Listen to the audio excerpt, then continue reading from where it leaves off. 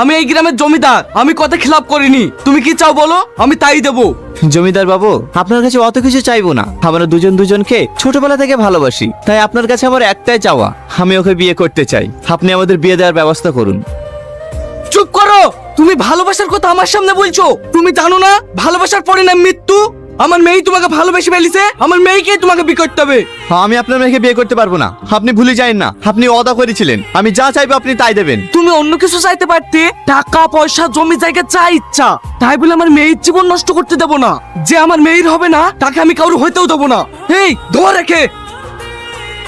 জমিদার বাবু, ওকে ছেড়ে আমি বাঁচবো না। ওকে ছেড়ে দিয়ে আপনি আমাকে মারেন জমিদার বাবু। ওকে ছেড়ে আমি বাঁচবো না। ওকে ছেড়ে দিয়ে আপনি আমাকে মারেন জমিদার বাবু। উঠো বোন। আব্বু, ওকে ছেড়ে দেন। কেন মা? না আব্বু, জোর করে কারোর ভালোবাসা পাওয়া যায় না। আমি তো জানি ভালোবাসা হারানি কতটা কষ্ট, তাই আমি চাই না আব্বু আমার মতন এই বোনটা কষ্ট পাক। বাহ, তোর মুখ থেকে আমি এটাই শুনতে চাইছিলাম। ওকে আমি কোনোদিনই মারতে পারতাম না, ওর ব্যবহারে ওকে আমি আপন করে ফেলেছি।